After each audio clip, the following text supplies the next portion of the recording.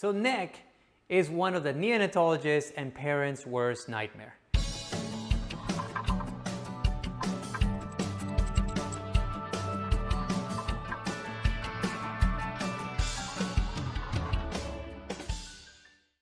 Alright, I'm Dr. Ford, and you're watching the What Is Serious. So let's get to the definitions.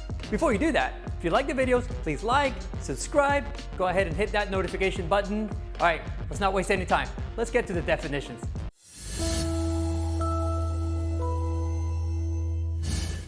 What is necrotizing enterocolitis, or NEC?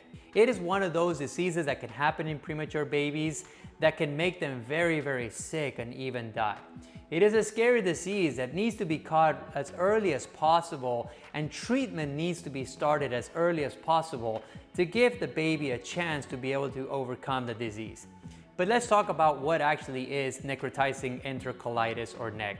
So necrotizing enterocolitis, or NEC, is a complicated disease that is called multifactorial, meaning there's not really one thing that causes the disease, but what it is essentially is that there is an overwhelming growth of bacteria in the gut that sickens the actual intestines. Basically, there is damage to the tissue of the intestines, and the damage usually happens because of bacteria.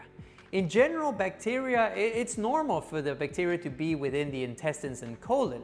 We all have them, babies all have them, and you actually kind of need them to be able to function and have a normal life. But for preemie babies, they're more prone to damage within the intestines because of their blood flow, because of the size of the intestines, and because of some of the procedures that can happen and put the babies at risk for having decreased flow into the gut. One of those things, and this is somewhat controversial, is a blood transfusion. Blood transfusion has been associated with necrotizing enterocolitis. Now, that doesn't mean that it causes NEC. What that means is that it's associated. We have seen studies showing that when you get a transfusion, you're at higher risk. What we don't really know is whether the actual transfusion causes NEC, or whether if you try and get that red blood cells and give red blood cells to try and get to a normal level, does that cause damage to the gut? We really don't know, and there's ongoing studies trying to figure it out. We also know a big difference between formula and breast milk. Breast milk is one of the few things that's actually been shown to be protective against NEC. Babies who get mom's milk actually have less risk of NEC as opposed to using formula, no matter the type of formula. So this is why we always emphasize, especially with the really, really small itty-bitty preemie babies, to start and to be able to give mom's milk as much as possible. The risk of necrotizing enterocolitis usually happens within the first anywhere from 10 days to 21 days.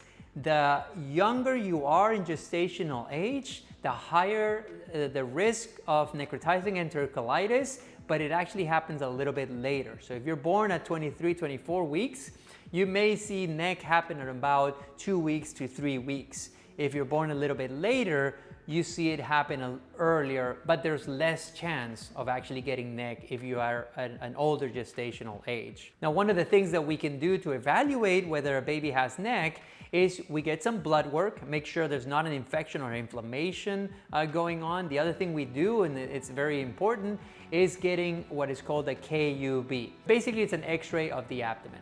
And what we can do is we can actually see how the intestines look, and there are some features of necrotizing enterocolitis on that KUB. That way we can determine whether there's a risk of NEC. What we do is we stop feeding, we go ahead and introduce a tube called a Replogal, and then we also go ahead and start antibiotics specific to try and kill bacteria of the gut so that we can try and stop that infection from spreading, from happening. That is necrotizing enterocolitis.